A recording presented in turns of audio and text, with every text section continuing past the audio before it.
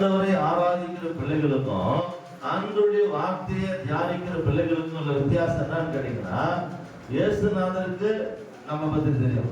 தெரியுமா தெரியுதா? சொல்லுங்களேன். இயேசுநாதருக்கு நம்ம பத்தி நம்ம ஏன் தெரியும் கேட்டீங்கன்னா, அவர் தாயின் வயிற்றிலே உருவாகும் முன்னே நம்மை அவர் என்ன பண்ணியிருக்கிறார், பார்த்திருக்கிறார். அதனால அவர் பார்த்திருக்கிற தேவன் முன்னமே நம்ம தெரிஞ்சுட்டாரு.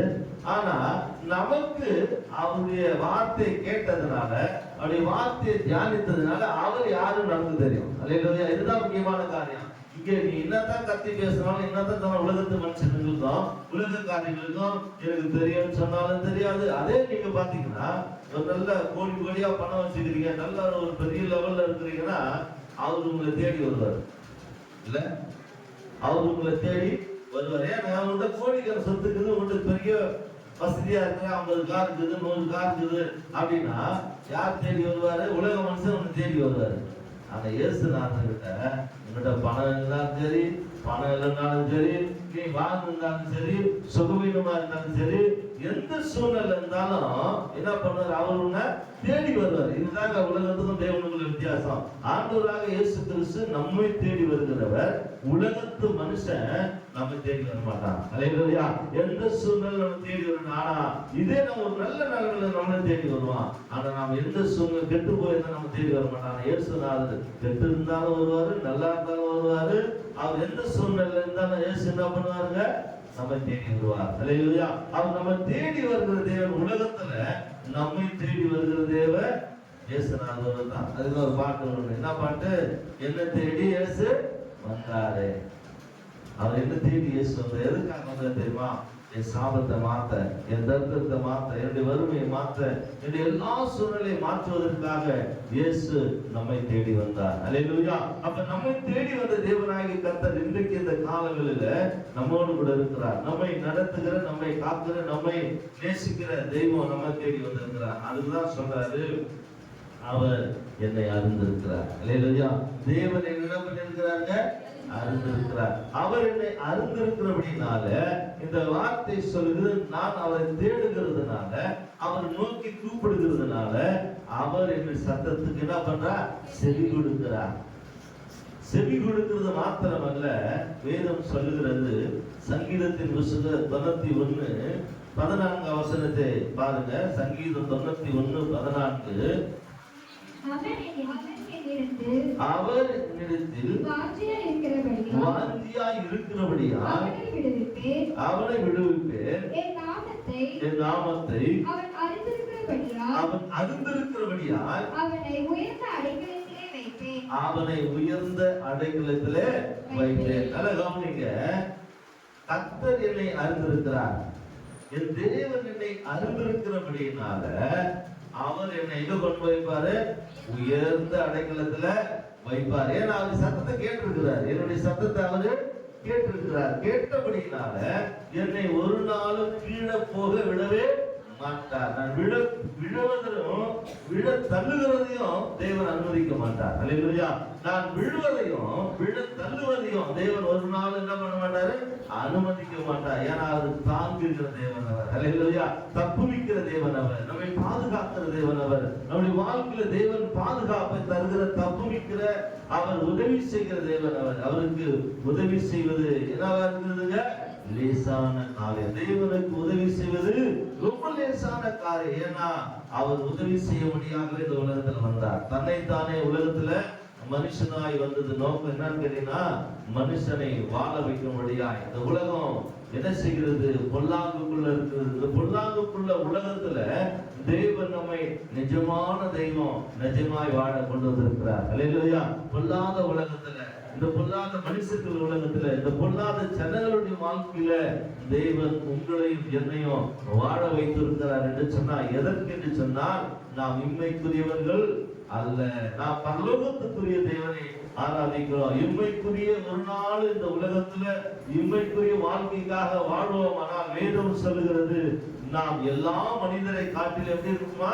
பரிதவிக்கப்பட்ட சூழ்நிலை காணப்படுமா? எல்லா மனிதரை பார்க்கிறோம், நாம் பரிதவிக்கப்பட்ட இம்மைக்குரிய வாழ்க்கைக்காக நாம் வாழவே கூடாது. நல்லா கவனிங்க. இம்மைக்குரிய வாழ்க்கை நம்முடைய வாழ்க்கையில தேவை. இம்மைக்குரிய காரியங்கள் தேவை. எதுவும் இல்லைன்னு கிடையாது. நல்ல கவனிங்க, பணம் தேவை. பணம் இல்லாத ஒரு நாள் ஒரு காரியத்தை செய்ய முடியாது.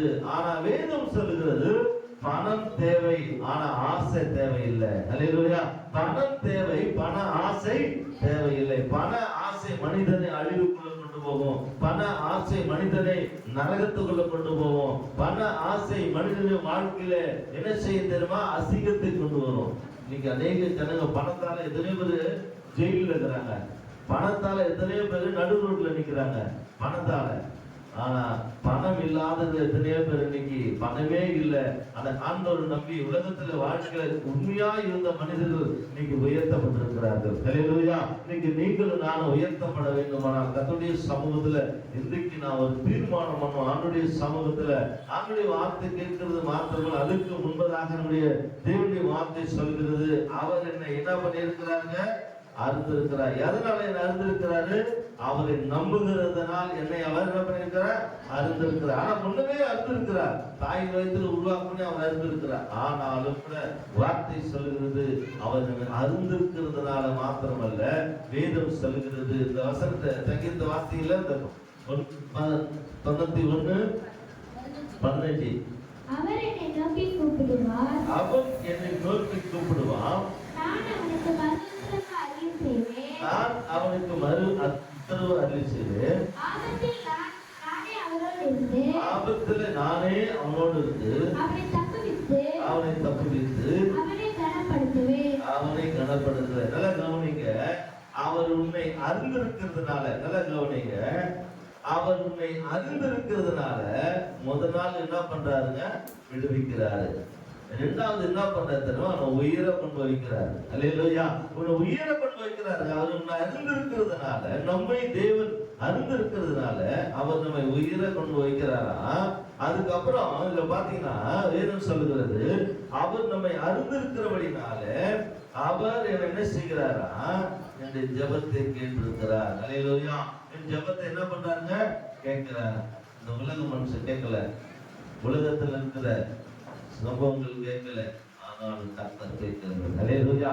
நமக்காக யுத்தம் செய்கிற தேவன், நமக்காக நன்மை செய்கிறவர், நமக்காக அவர் அதிசயங்களை செய்கிற தேவன். இன்றைக்கு இந்த நாளில நாம் அவருடைய வார்த்தை கேட்கிறவர்களாய் மாத்திரமல்ல, வார்த்தைக்காய் நாம் காத்திருக்கப்படுவது அந்த வார்த்தை சொல்லுகிறது. இன்றைக்கு தேவ சமூகத்துல நீங்க அடுத்து பாருங்க, இந்த வாசித்தவன் அந்த வசனத்துல மீகா 7:8 வாசிங்க. என் சத்துருவே எனக்கு விரோதமாய் சந்தோஷப்படாதே, நான் விழுந்தாலும் எழுந்திருப்பேன், நான் இருளிலே உட்கார்ந்தாலும். அல்லேலூயா, அல்லேலூயா. கர்த்தர் எனக்கு என்ன பாருங்க? வெளிச்சமா இருப்பார். ஒருவேளை நீ சந்தோஷம் பண்ணலாம், ஆனா கர்த்தருடைய வார்த்தை சொல்கிறது, நான் உட்கார்ந்திருந்தால் ஒருவேளை விழுந்துட்டாலும் கர்த்தர் என்ன பண்ணுவார்? தூக்கி நிறுத்துவார். அந்த தூக்கி நிறுத்தி அவர் என்ன செய்கிறார்? வெளிச்சத்துக்குள்ள நம்மை கொண்டு போகிறார், வெளிச்சமாய் மாற்றுகிறார். எந்த மனுஷனையும் பிரகாசிப்பிக்கிற மெய்யான ஒளியாகிய கிறிஸ்து நம்மோடு இருக்கிறார். அல்லேலூயா. அந்த மெய்யான ஒளியாக கிறிஸ்து நம்மோடு இருக்கிறபடினால எந்த மனுஷன் எந்த மனுஷையும் அவர் பிரகாசிப்பிக்கிற மெய்யான ஒளி. அல்லேலூயா. இந்த நாளில் நாம் கர்த்தருடைய சமூகத்திலே கடந்து வந்திருக்கிறோம். இன்றைக்கு நாம் கர்த்தருடைய சமூகத்திலே மாத்திரமல்ல,